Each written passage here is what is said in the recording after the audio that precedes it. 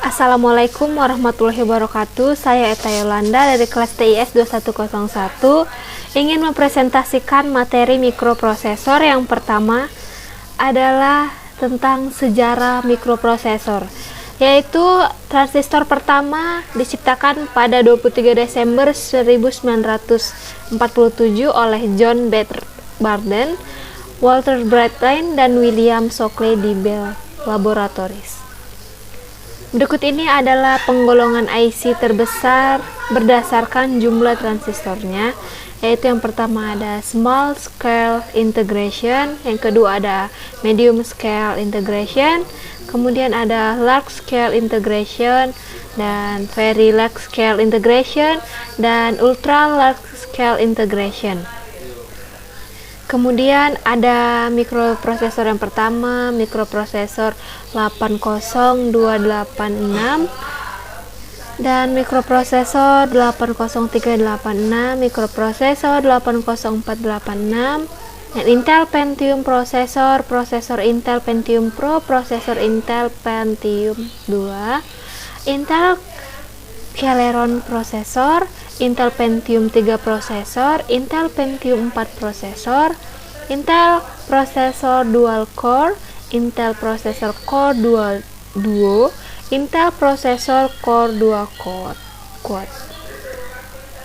Dan materi yang kedua ada sistem prosesor dan arsitektur prosesor, yaitu arsitektur sistem komputer. Ada sejumlah tingkatan dalam kita mempelajari konstruksi dan organisasi sistem komputer.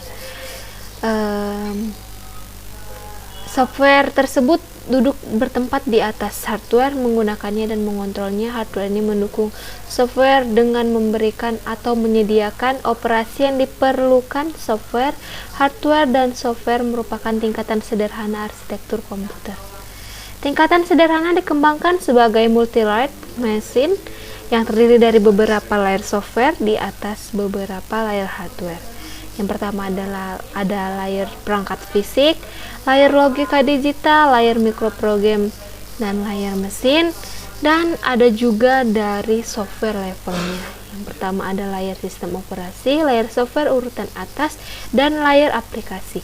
Dan juga ada organisasi fisik komputer.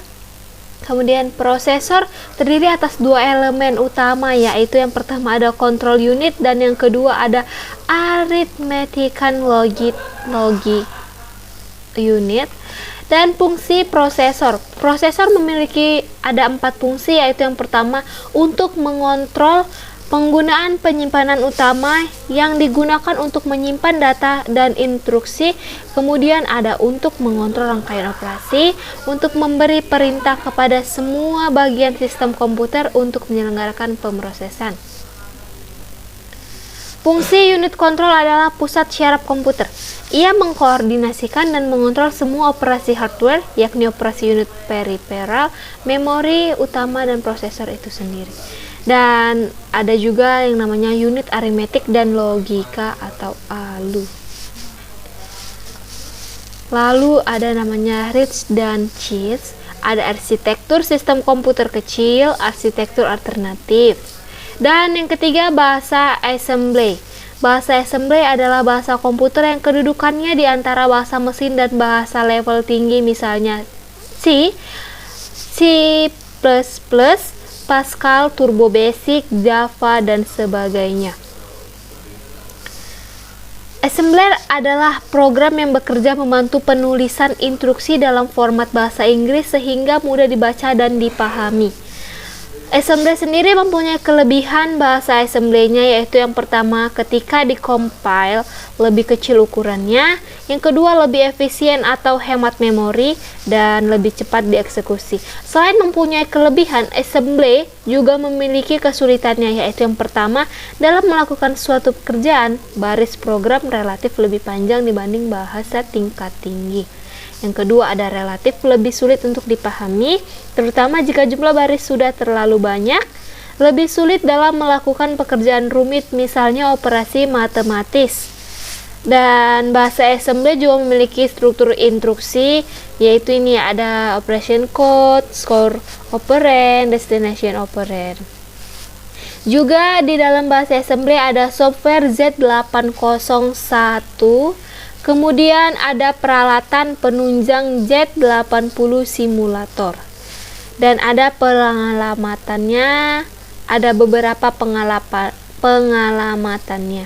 Kemudian ada EMU 8086. Ini bisa langsung dijalankan programnya, yaitu dia yang pertama menggunakan huruf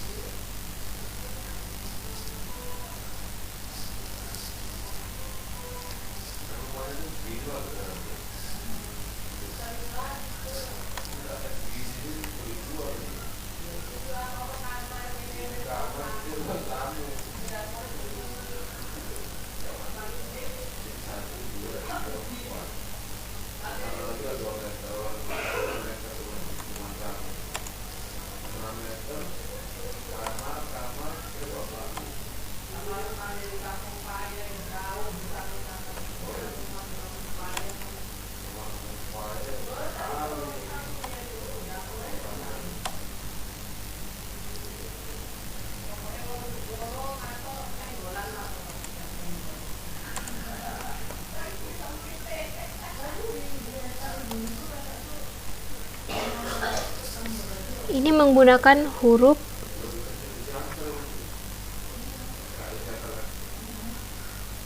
Nah, ini hasil dari yang dijalankan programnya menggunakan huruf. Kemudian kita menggunakan kode ASCII.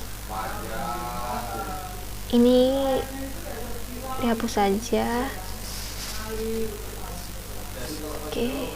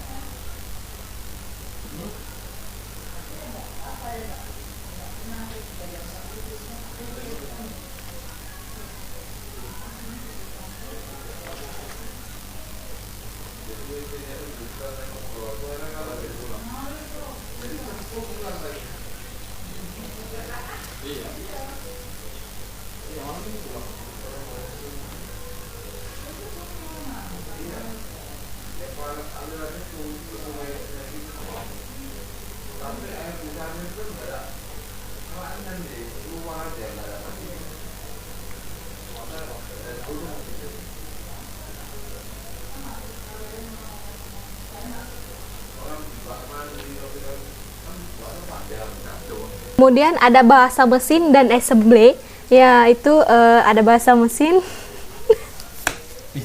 Kalau kok nggak di sini, ini kok di belakang kok tadi luar, mampu sakit kali. Bahasa mesin dan assembly, yaitu bahasa mesin ada instruksi yang di patch dari memori untuk kemudian dieksekusi oleh mikroprosesor berformat binary atau kombinasi angka 0 dan 1 yang disebut bahasa mesin. Secara umum, instruksi mikroprosesor dikelompokkan menjadi beberapa bagian, yaitu ada operasi transfer data, operasi aritmatika, operasi bit, operasi string, operasi kontrol aliran program, operasi kontrol prosesor. Kemudian ada dasar pemrograman assembly, kode mesin, dan bahasa assembly lanjutannya. Dan terakhir ada penjadwalan proses. Primitive scheduling, ada 4 keadaan yang menjadi pertimbangan bagi penjadwalan oleh CPU, yaitu pertama, pada saat proses berpindah dari keadaan running ke waiting, pada saat proses berpindah dari keadaan running ke ready, pada saat proses berpindah dari keadaan waiting ke ready, pada saat proses berhenti, dan ada dispatcher. Dan algoritma penjadwalan ini ada first come first serve scheduling, shortest job first scheduler. Ini semua nih ada fungsinya masing-masing. Sekian dari presentasi materi mikroprosesor saya. Lebih dan kurangnya saya mohon maaf. Wabillahi taufiq wal hidayah. Wassalamualaikum warahmatullahi wabarakatuh.